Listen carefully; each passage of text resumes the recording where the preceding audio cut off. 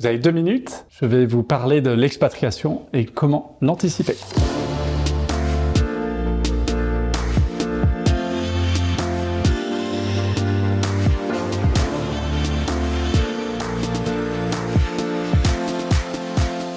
L'expatriation, ça se prépare.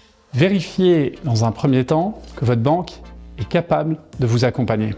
Avec les réglementations de plus en plus restrictives, les banques sont amenées à ne plus conseiller certains clients vivant dans certains pays, voire à clôturer des comptes bancaires. S'intéresser à la portabilité des contrats d'assurance vie des PEA, qui sont des outils franco-français, mais qui n'ont pas forcément les mêmes effets dans un pays d'expatriation.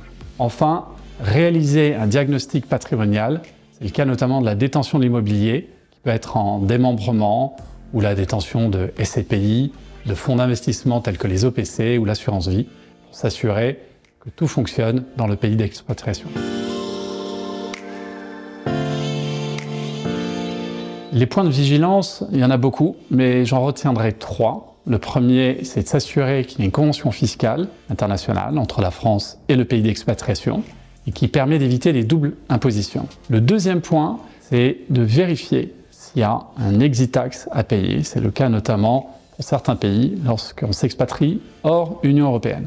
Le troisième point, c'est l'impact sur le régime matrimonial. Et là, je m'adresse principalement aux jeunes mariés, car à défaut de choix clairs, la loi applicable peut devenir celle de la première résidence habituelle des époux. C'est d'abord un accompagnement, je dirais, culturel. Il faut savoir que 20% des collaborateurs de la banque vivent à l'étranger. Donc en fait, nous vivons l'expatriation de l'intérieur. À ce titre, nous sommes souvent liés à cet écosystème de Français à l'étranger, avec les associations de Français à l'étranger ou encore les chambres de commerce. Nous accompagnons des chefs d'entreprise et des cadres dirigeants et nous comprenons les situations complexes qui sont souvent entre 2 voire 3 juridictions.